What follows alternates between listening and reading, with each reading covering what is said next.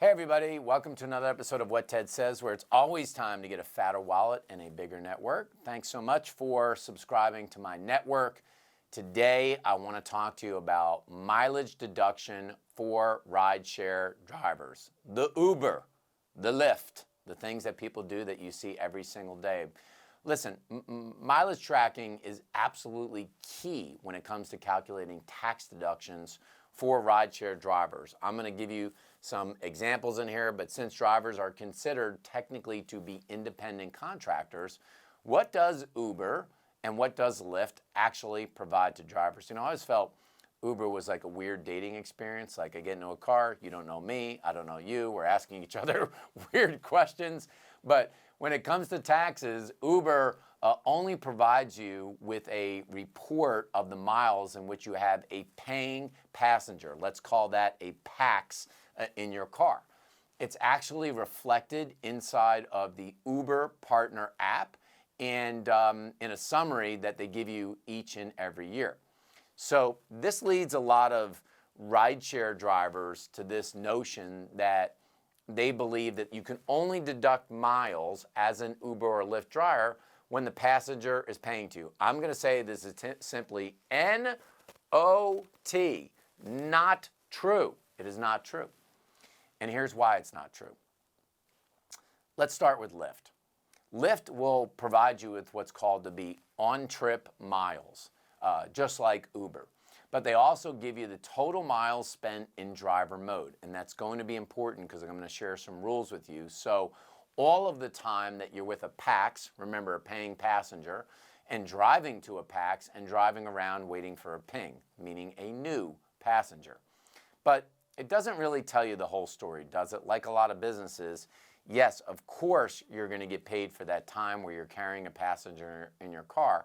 But the real question as an Uber or Lyft driver is what is it that you can deduct otherwise? Because it doesn't account for the time that you're outside of driver mode. And that info only comes out once a year. So the question is, how do you actually track or think about this day by day?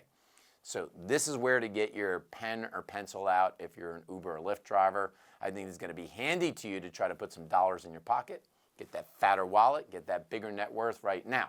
So what can you do about miles being deducted as a driver? Let's try to start with how you might get ready for a day. You put the air freshener in the car, you put the candy, you put the mints. I mean, I think it's kind of mandatory, isn't it? But let's say you're getting ready for a day or a night of driving with Uber or Lyft. Here's the actual breakdown of what can and what cannot be deducted while you're driving. Let's take scenario number one in here. So you get in your car and you drive towards a busy area. Okay, maybe you're in the suburbs and you drive to the city because you want to position yourself for a ride, but you haven't actually logged in for the app. This distance, drum roll please, is IS tax deductible because you are driving to find business. Think about this. If I was a real estate agent and I went to drive to go look at properties to see if I could list them, even if I didn't get the listing, that mileage would be tax deductible.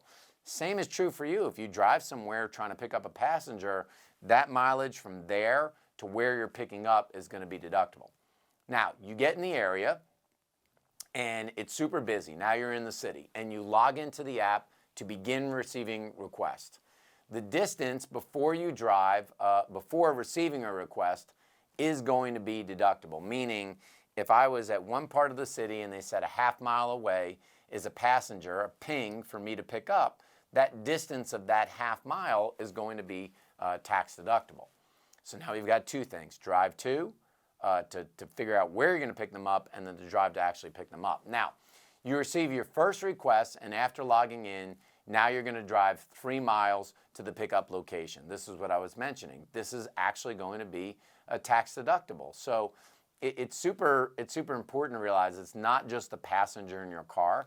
The mileage going to and from where you're picking up the passengers and to and from where you're marketing to get passengers is all deductible. Now, obviously you pick up the PAX, passenger, They eat a couple of Jolly Ranchers, they have a mint, you give them a bottle of water, you drive them to their desired location, assuming they need that water to hydrate. And these miles that the passenger is paying you, they are obviously tax deductible because this is the drive time. Now, you drop off the paying rider, and now you log out of it and you decide to go wait in a parking lot. So basically, you drop off the paying rider, you drive to the cell phone lot of the airport, and now you're going to wait for another ping or another paying passenger. Yep, this is tax deductible. Now let's talk about the key one. This is the huge mistake, by the way, that Uber and Lyft drivers make. After you pick up your next passenger, you drop them off, you complete the ride, all of these things are deductible miles.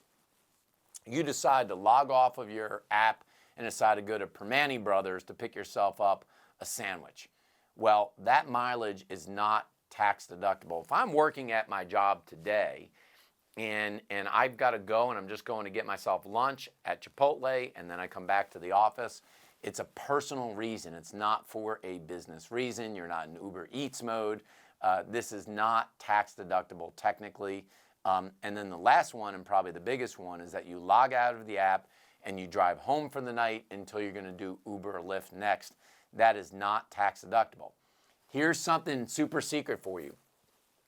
Do you need to drive home, or would it be smarter to drive 39 miles home, say that you're going to try to pick up somebody in there, and then drive the mile home? I want you to think about that, Uber and Lyft drivers. You do that over a course of a year.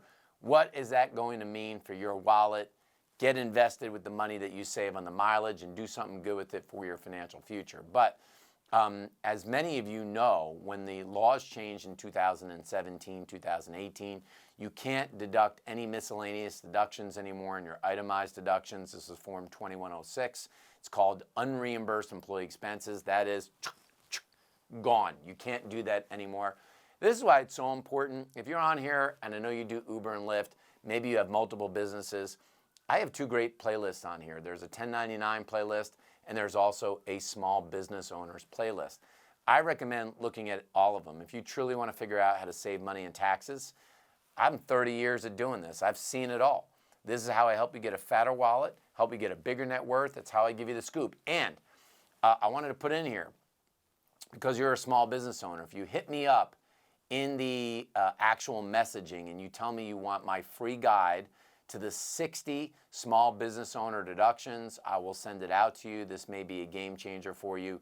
These are the deductions you can take for mileage as an Uber or Lyft driver, and that's this episode of What Ted Says. Thanks for subscribing.